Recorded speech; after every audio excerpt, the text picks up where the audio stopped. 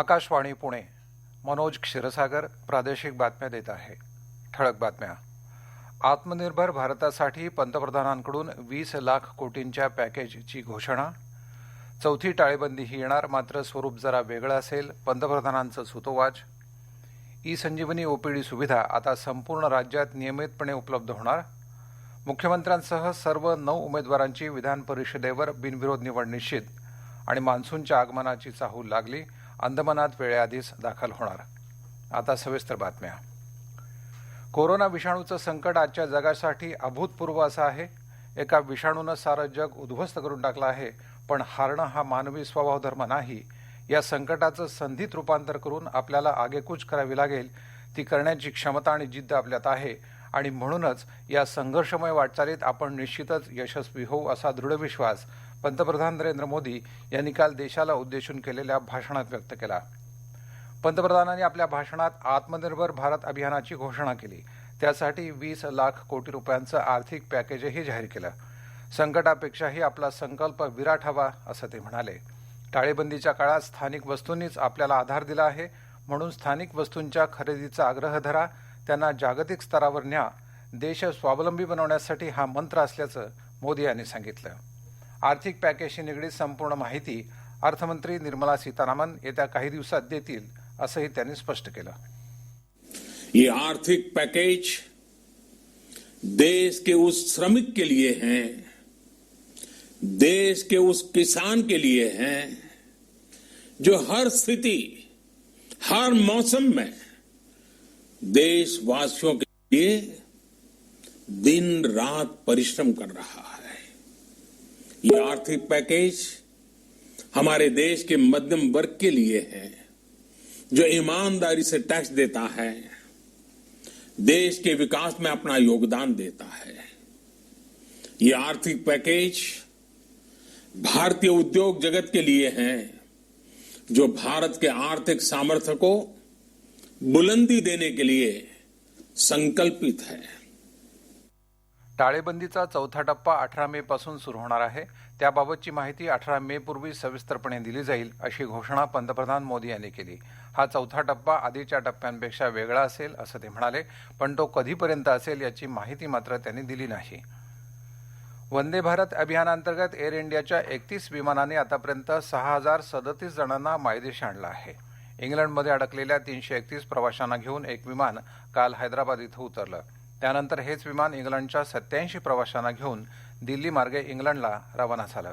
फिलिपिन्सची राजधानी मनिला इथं अडकलेल्या 139 भारतीय विद्यार्थ्यांना घेऊन एक विमान काल गुजरातमध्ये अहमदाबाद इथं दाखल झालं. कोरोनाच्या पार्श्वभूमीवर प्रायोगिक तत्वावर सुरू करण्यात आलेली ई संजीवनी ओपीडी आता संपूर्ण राज्यभरात नियमितपणे चालवण्यात येणार असल्याची माहिती राज्याचे आरोग्यमंत्री राजेश टोपे यांनी काल मुंबईत दिली. अनेक खासगी दवाखाने बंद असल्यानं नागरिकांना नेहमीच्या उपचारांसाठी अडचणी येत आहेत. आता त्यांना esanjeevani.opd.in या संकेतस्थळाला भेट देऊन तज्ज्ञ डॉक्टरांकडून आरोग्यविषयक सल्ला घेता येईल. केंद्र आणि राज्याच्या आरोग्य विभागांकडून ही निःशुल्क ओपीडी चालवली जाणार आहे.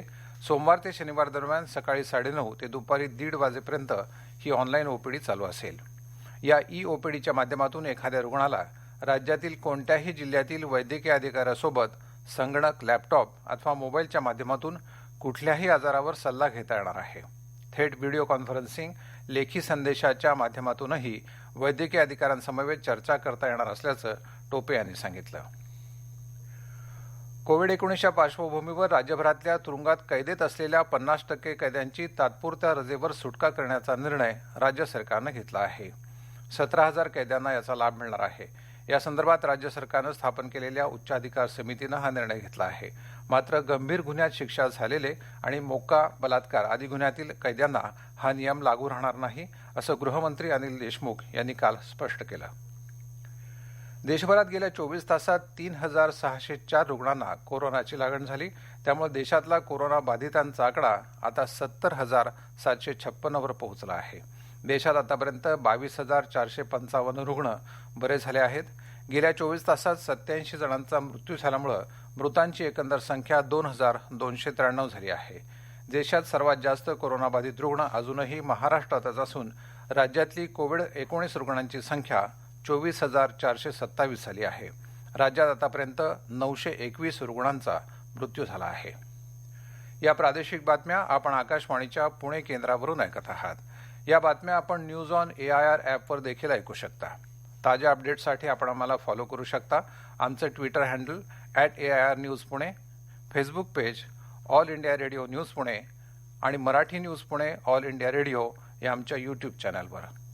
आता राज्यातल्या कोरोनाविषयक काही बातम्या थोडक्यात. अहमदनगर शहर अनेक दिवसांपासून कोरोनामुक्त होण्याकडे वाटचाल करत होतं. जामखेड संगमनेर हे हॉटस्पॉट होते. आता नगर शहरातील सुभेदार गल्लीत कोरोनाबाधित महिला आढळून आल्यानं कोरोना पुन्हा शहरात शिरला आहे. लॉकडाऊनच्या काळात परप्रांतातून आणि अन्य जिल्ह्यातून नांदेड जिल्ह्यात कालपर्यंत एकंदर 96,147 नागरिक आले आहेत. त्यांची प्रत्येकाची आरोग्य तपासणी करून त्यांना 28 दिवसांच्या होम क्वारंटाईनमध्ये राहण्याचा सल्ला देण्यात आला आहे. कोरोना प्रतिबंधक लॉकडाऊनमुळे रत्नागिरी जिल्ह्यात ठिकठिकाणी अडकून पडलेल्या मध्य प्रदेशमधल्या 577 कामगारांना काल एसटीच्या 30 गाड्यांमधून पनवेलपर्यंत रवाना करण्यात आलं. राजापूर, रत्नागिरी, खेड आणि चिपळूणमधले हे कामगार आहेत. नाशिक जिल्ह्यातील 63 कोरोनाबाधित रुग्ण पूर्ण बरे झाले.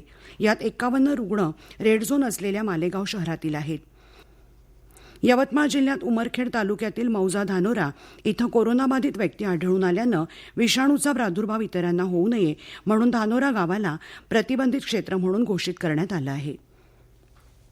यवतमाळ जिल्ह्यात 11 मे पासून दुकानं सुरू करण्याबाबत आदेश देण्यात आले, पण ग्राहकांची मोठ्या प्रमाणात गर्दी झाल्यानं पुन्हा नगर परिषद आणि नगरपंचायत क्षेत्रातील सर्व मॉल, बाजारपेठ संकुलं आणि बाजारपेठेमधील दुकानं बंद ठेवण्याचा निर्णय झाला. संचारबंदीमुळे अमरावती जिल्ह्यात अडकलेल्या मजूर आणि प्रवाशांसाठी रेल्वे आणि बस गाड्या सोडण्यात येत आहेत.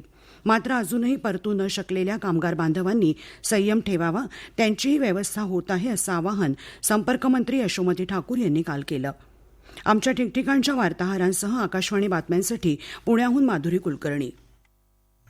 विधान परिषद निवडणुकीसाठी दाखल झालेल्या एकंदर 14 अर्जांपैकी 4 उमेदवारांनी काल आपले अर्ज मागे घेतले, तर एका अपक्षाचा अर्ज बाद ठरला. एकंदर 9 जागांसाठी 9च वैध अर्ज शिल्लक राहिल्यानं आता ही निवडणूक बिनविरोध झाली आहे. त्यामुळे शिवसेनेचे उमेदवार आणि मुख्यमंत्री उद्धव ठाकरे, नीलम गोऱ्हे, राष्ट्रवादी काँग्रेसचे शशिकांत शिंदे, अमोल मिटकरी तर काँग्रेसचे राजेश राठोड यांच्या विधान परिषद सदस्यत्वाचा मार्ग मोकळा झाला आहे. भाजपाचेही 4 उमेदवार बिनविरोध ठरले. मात्र कालच्या नाट्यमय घडामोडीत पक्षाचे अधिकृत उमेदवार डॉक्टर अजित गोपछडे यांनी आपला अर्ज मागे घेतला. त्यांच्या जागी काल डमी म्हणून अर्ज दाखल करणारे रमेश कराड यांचा अर्ज भाजपाकडून कायम ठेवण्यात आला. त्यामुळे कराड यांच्यासह रणजितसिंह मोहिते पाटील, गोपीचंद पडळकर आणि प्रवीण दटके हे 4 भाजपा उमेदवार आता विधान परिषदेवर जातील. अर्ज छाननीत अपक्ष उमेदवार शहबाज राठोड यांचा अर्ज बाद झाला. त्यांच्या अर्जात सूचक आणि अनुमोदकांच्या सह्या नव्हत्या. भाजपाचे संदीप लेले, अजित गोपछडे आणि राष्ट्रवादीचे किरण पावसकर तसंच शिवाजीराव गर्जे यांनी आपले उमेदवारी अर्ज मागे घेतले. सध्याच्या कोरोनाविरुद्धच्या लढाईत परिचारिकांची सेवा महत्वाची असून त्यांच्या सेवा कार्याची नोंद मानवतेच्या इतिहासात सुवर्णाक्षरांनी केली जाईल असं उपमुख्यमंत्री अजित पवार यांनी म्हटलं आहे.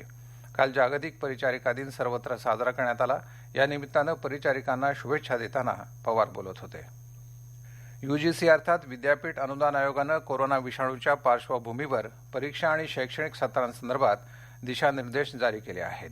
त्यानुसार सर्व विद्यापीठांना आपलं शैक्षणिक वेळापत्रक सुरक्षितता आणि सर्वांचं हित बघून आखायला सांगण्यात आलं आहे. सर्वांच्या आरोग्याला सर्वोच्च प्राधान्य द्यावं असं आयोगानं म्हटलं आहे. आयोगानं एक विशेष हेल्पलाईन सुरू केली असून तिचा क्रमांक 011 23 23 63 74 हा आहे. तसंच विद्यार्थ्यांना आपली कोणतीही तक्रार आयोगाच्या सध्याच्या ऑनलाईन तक्रार निवारण पोर्टलवरही नोंदवता येईल. राज्यातील 4ही कृषी विद्यापीठातील परीक्षांच्या नियोजनाचा कृषी अनुसंधान परिषदेनं तयार केलेला कृती आराखडा राज्याचे कृषी मंत्री दादाजी भुसे यांनी काल जाहीर केला. पदवी अभ्यासक्रमाच्या प्रथम, द्वितीय आणि तृतीय वर्षातील विद्यार्थ्यांना भारतीय कृषी अनुसंधान परिषदेच्या मार्गदर्शक तत्वानुसार पुढील सत्रात प्रवेश देण्यात येणार आहे. पदवी अभ्यासक्रमाच्या 8व्या सत्रातील अंतिम सत्र परीक्षा ऑनलाईन आणि ऑफलाईन पद्धतीनं 15 जून 2020 पूर्वी घेण्यात येतील आणि या परीक्षेचा निकाल 15 जुलैपूर्वी जाहीर करण्यात येईल. राज्यात चालू शैक्षणिक वर्षापासून सर्व माध्यमांच्या शाळांमध्ये इयत्ता 1ली आणि 6वी या वर्गांसाठी मराठी भाषा हा विषय शिकवणं सक्तीचं केलं जाणार आहे. या संदर्भातला शासन निर्णय लवकरच काढला जाईल असं शालेय शिक्षण मंत्री वर्षा गायकवाड आणि मराठी भाषा मंत्री सुभाष देसाई यांनी काल घेतलेल्या आढावा बैठकीत सांगितलं. देहू आळंदी पालखी सोहळ्याचं स्वरूप कसं असेल याबाबत येत्या 2 दिवसात निर्णय घेण्यात येणार असल्याचं पुण्याचे जिल्हाधिकारी नवल किशोर राम यांनी काल सांगितलं. जिल्हाधिकारी कार्यालयात याबाबत झालेल्या बैठकीला देहू देवस्थानचे प्रमुख विश्वस्त मधुकर महाराज मोरे, आळंदी देवस्थानचे प्रमुख विश्वस्त ॲडव्होकेट विकास ढगे पाटील उपस्थित होते. या बैठकीमध्ये पालखी सोहळ्याचं स्वरूप, सहभागी वारकरी, त्यांची संख्या, सुरक्षित अंतरासह कोरोनाची पथ्य, प्रशासकीय यंत्रणेबाबतचं नियोजन याबाबत सविस्तर चर्चा झाली. दक्षिण कोकणची काशी समजल्या जाणाऱ्या सिंधुदुर्ग जिल्ह्यातील कुणकेश्वर मंदिरात सोमवारी 1001 देवगड हापूस आंब्यांची आरास करण्यात आली होती. कोरोनाचं संकट दूर कर असं गाऱ्हाणं यावेळी कुणकेश्वराला घालण्यात आलं. यंदा आंबा महोत्सव घेणं शक्य नसल्यानं श्रीदेव कुणकेश्वर मंदिर देवस्थान ट्रस्टनं अशा प्रकारे आपली आंबा महोत्सवाची परंपरा जपली आहे. रेल्वेची प्रवासी वाहतूक काल अंशतः सुरू झाली. 15 मार्गांवर या गाड्या धावणार आहेत. काल 8 मार्गांवरून गाड्या सुटल्या. मुंबई सेंट्रलवरून दिल्लीसाठी अशीच एक विशेष रेल्वे गाडी सोडण्यात आली. राज्यात मद्य विक्री करणाऱ्या दुकानांबाहेर गर्दी होऊ नये म्हणून ई टोकन योजना राबवण्यात येणार आहे. राज्यातील विविध भागात दारूसाठी लोकांची दुकानांसमोर होणारी गर्दी लक्षात घेऊन येत्या गुरुवारपासून मद्य घरपोहोच देण्यासही राज्याच्या उत्पादन शुल्क विभागानं सशर्त मंजुरी दिली आहे. पुणे मुंबईसारख्या शहरातील प्रतिबंधित भागात मात्र ही सुविधा लागू होणार नाही. सर्व राज्य आणि केंद्रशासित प्रदेशांच्या सर्व शिधापत्रिका आधार क्रमांकासोबत जोडण्यासाठीची मुदत केंद्र सरकारनं येत्या 30 सप्टेंबरपर्यंत वाढवली आहे. 80 कोटी लाभार्थ्यांपैकी जवळपास 85% लाभार्थ्यांचे आधार क्रमांक शिधापत्रिकांना जोडले असल्याचं याबाबतच्या वृत्तात म्हटलं आहे. राज्यातील बहुतांश साखर कारखान्यांनी यंदाच्या प्रतिकूल परिस्थितीतही एफआरपीची जास्तीत जास्त रक्कम शेतकऱ्यांना देण्याचा प्रयत्न केला आहे. 15 कारखान्यांनी मात्र शेतकऱ्यांच्या ऊस बिलाची केवळ 60%च रक्कम दिल्यानं त्यांच्यावर साखर आयुक्तांच्या कार्यालयानं कारणं दाखवा नोटीस बजावली आहे. शेतकऱ्यांनी दुकानातील गर्दी टाळण्यासाठी कृषी निविष्ठा गटामार्फतच खरेदी कराव्या असं आवाहन राज्याचे पर्यावरण राज्यमंत्री संजय बनसोडे यांनी केलं. कृषी विभागामार्फत बांधावर बियाणं आणि खत वाटप मोहिमेचा शुभारंभ उदगीर इथं बनसोडे यांच्या हस्ते करण्यात आला. त्यावेळी ते बोलत होते. अमरावती जिल्ह्यात 27 एप्रिलला सुरू झालेली शासकीय कापूस खरेदी ग्रामीण भागातही कोरोनाचा संसर्ग वाढल्यानं पणन महासंघानं 5 मेपासून बंद केली होती. आता कालपासून पुन्हा कापूस खरेदीला सुरुवात झाली आहे. कापूस विकण्यासाठी 3325 शेतकऱ्यांनी नोंदणी केली असून रोज 50 शेतकऱ्यांचा कापूस घेतला जाईल. कोरोना विषाणूचा प्रसार होऊ नये यासाठी गर्दीचे नियमन करण्याकरता परभणी जिल्ह्यातील शेतकऱ्यांना पीक कर्जासाठी perphani.gov.in या अधिकृत संकेतस्थळावर अर्ज उपलब्ध करून दिला आहे. शेतकऱ्यांनी पीक कर्जासाठी अर्ज भरून आवश्यक कागदपत्रांसह सादर करावेत असं आवाहन जिल्हाधिकारी दी म मुगळीकर यांनी केलं आहे. पालघर हत्याकांड प्रकरणी आणखी 18 जणांना पोलिसांच्या गुन्हे अन्वेषण विभागानं अटक केली आहे. त्यामुळे या प्रकरणी अटक केलेल्यांची संख्या आता 134 झाली आहे. हवामान. पूर्व विदर्भासह राज्याच्या दक्षिण सीमेवरील सर्व जिल्ह्यात तुरळक ठिकाणी पाऊस पडेल असा कालचा हवामान अंदाज होता. वादळी वारे, विजांचा लखलखाट आणि ढगांच्या गडगडाटासह सिंधुदुर्ग जिल्ह्यात काल सायंकाळी काही ठिकाणी पावसानं जोरदार हजेरी लावली. या पावसानं फळबागांचं मोठं नुकसान झालं आहे. आजही दक्षिण कोकण, पश्चिम महाराष्ट्र, मराठवाडा आणि पूर्व विदर्भात काही ठिकाणी पावसाची शक्यता आहे. कोल्हापुरात आज सकाळपासून जोरदार पावसाला सुरुवात झाली आहे. काल राज्यातलं सर्वाधिक 44.4 तापमान मालेगावात होतं. दरम्यान बंगालच्या उपसागरावर मान्सूनला पोषक वातावरण तयार झालं असून तो आपल्या नियोजित तारखेच्या 2 दिवस आधीच 16 मेपर्यंत दक्षिण अंदमान सागराच्या भागात दाखल होईल अशी अपेक्षा आहे. शेवटी पुन्हा ठळक बातम्या. आत्मनिर्भर भारतासाठी पंतप्रधानांकडून 20 लाख कोटींच्या पॅकेजची घोषणा. चौथी टाळेबंदी ही येणार, मात्र स्वरूप जरा वेगळं असेल, पंतप्रधानांचं सूतोवाच. ई संजीवनी ओपीडी सुविधा आता संपूर्ण राज्यात नियमितपणे उपलब्ध होणार आणि मान्सूनच्या आगमनाची चाहूल लागली, अंदमानात वेळेआधीच दाखल होणार. आकाशवाणी पुणे केंद्रावरचं प्रादेशिक बातमीपत्र संपलं. पण यानंतर सकाळी 10:10 ऐका कोरोना संकटाशी सुरू असलेल्या युद्धाच्या राज्यभरातल्या बातम्या, कोरोना महाराष्ट्र या विशेष बातमीपत्रात तुम्ही मात्र घरीच राहा, निरोगी राहा आणि विश्वासार्ह बातम्यांसाठी ऐकत राहा आकाशवाणी. नमस्कार.